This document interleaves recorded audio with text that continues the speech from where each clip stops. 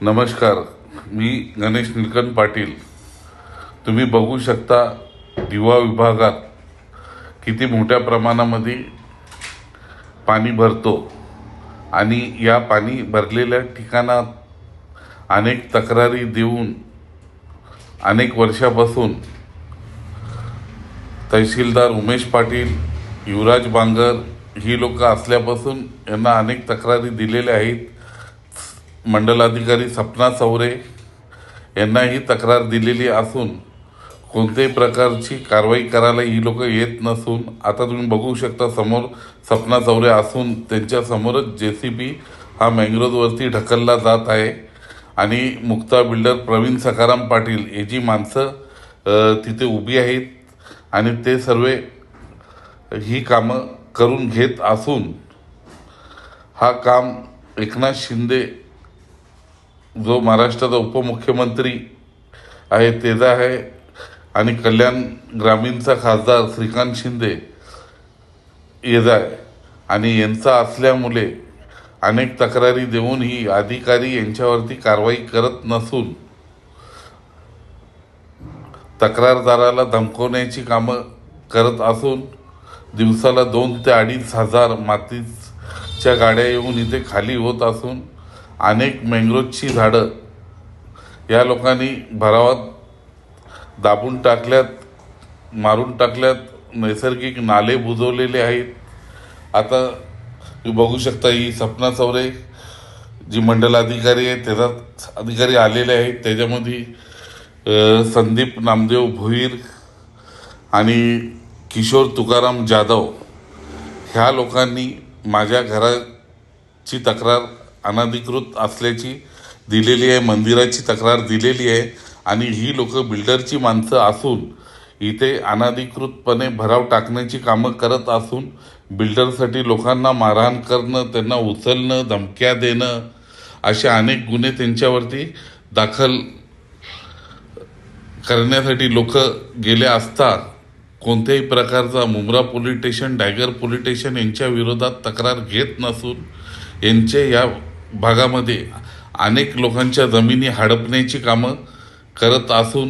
लोकांच्या जमिनीवर बळजबरीने पत्रा लावून त्यांच्या जमिनीत भराव करणं आणि त्यांना असलेला उपमुख्यमंत्री एकनाथ शिंदे यांच्या पाठिंब्यामुळे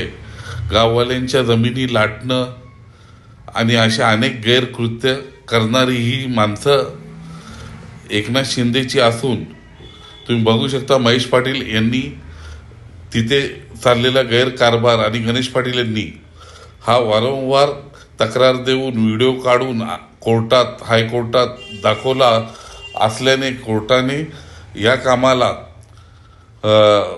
स्थगिती देऊन यांच्यावरती कारवाई करायला पोलीस कमिशनर, कलेक्टर,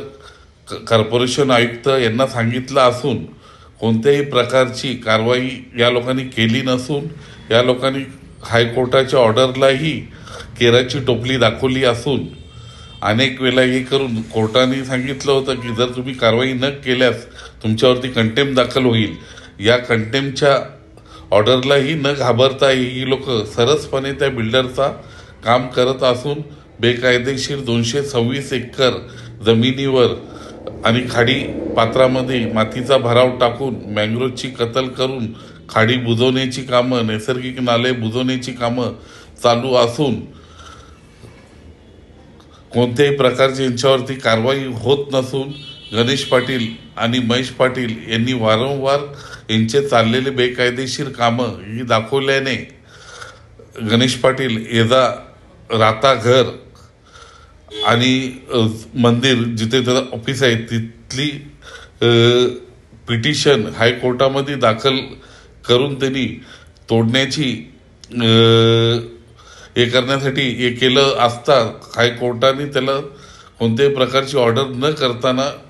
त्याची पिटिशन फेटाळून लावली. तरीही मुंब्रा प्रभाग समिती सहाय्यक आयुक्त विजय कावले हा त्यांचा साथीदार होऊन त्यांनी कोणत्याही प्रकारची शहानिशा न करता परत नोटीस पाठवली असून अशा बेकायदेशीर अधिकाऱ्यांमुळे असे जमिनी हडपणारी गँग ही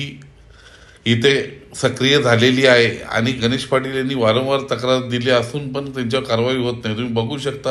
हा किती मोठा पाणलोट क्षेत्र आहे आणि त्याच्यावरती किती मोठ्या प्रमाणामध्ये भराव चालू आहे. आता हा मंदिर तुम्ही बघताय, माझी झाडं नारळाची त्या कंपाऊंड हे सर्व पाडून बेकायदेशीरपणे कोर्टाने आयुक्तालाही